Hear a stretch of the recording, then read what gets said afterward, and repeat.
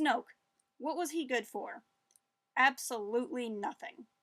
How you get so big that you food of this kind? Okay, in all honesty, openings aside, I think Snoke's actually a pretty interesting character. We know about as much about him now as we did about Emperor Palpatine in the pre-prequel trilogy days, which makes me think that Rian Johnson's new Star Wars trilogy is obviously going to be the origin story of Snoke and how he interacts with one Senator Bar Bar Jinx. Or not. Snoke's origins are still a mystery, and that's okay. In a Star Wars reality where I already know the name of Broom Boy, and that the Sturg Ganna has a ticklish tail that's off limits, I'm actually really okay with there still being mysteries in the galaxy. So instead, let's talk about the Snoke stuff that we do know. For starters, he's not a Sith. But stop it. But stop it. But stop it. Snoke is not a Sith. See, Sith is not synonymous with dark side user. A lot of times we use it that way, a lot of times I use it that way. It's just kind of an easy way to say a person who does dark side things with the Force. But the Sith is actually a very specific following of the dark side that needs very specific training, and specifically the title Darth. This appears to be something that neither Snoke nor Kylo Ren have. Neither of them are actually Sith. However, Snoke does seem to have a big interest in Palpatine and Darth Vader. He references several times how Kylo is the heir to Darth Vader. Now, he could be doing that to feed Kylo's own obsession more than his, but again, there's some things in the newly released Star Wars Visual Dictionary that imply that Snoke himself had an interest in these kind of dark side artifacts from Darth Vader's life and the Emperor's life. Also, if we look at Snoke's throne room, layout-wise, it looks very similar to Emperor Palpatine's. Yes, he seems to have an obsession with, or at least an interest in, the Sith bad guys of the past, but that doesn't actually make him a Sith. Now, one thing we know about Snoke that we didn't know in The Force Awakens is that he has an eye for design. I remember seeing his stylish gold shirt in the Star Wars trailer, and I was a little bit concerned about where this was going. Take into account the big, bold red room with his gaudy gold, and I was really wondering what Snoke was thinking. But Snoke is a very different kind of villain than what we've seen. He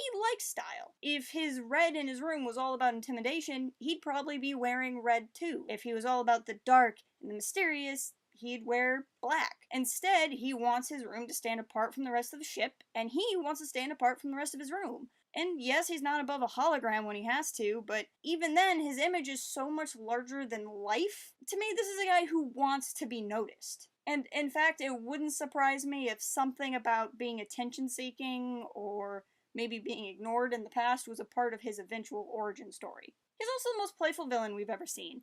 In that throne room scene, yes, that throne room scene, before he goes all to pieces, he's toying with Rey. He lets her grab one lightsaber with the Force, and then it swooshes through the air and we think we have a second saber grab moment from The Force Awakens, and nope.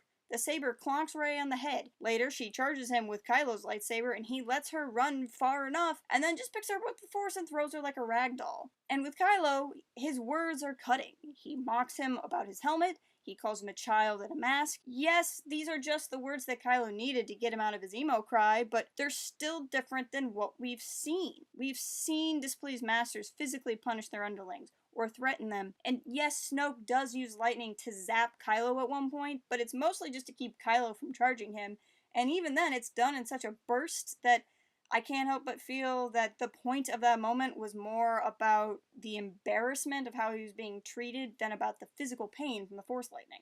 Now, maybe Snoke knows that Kylo will be better manipulated by cutting words than cutting blades, but I think this might also be a difference in style. I gotta be honest, I feel like in all of this, Snoke is doing everything, the whole take over the galaxy business, for Snoke.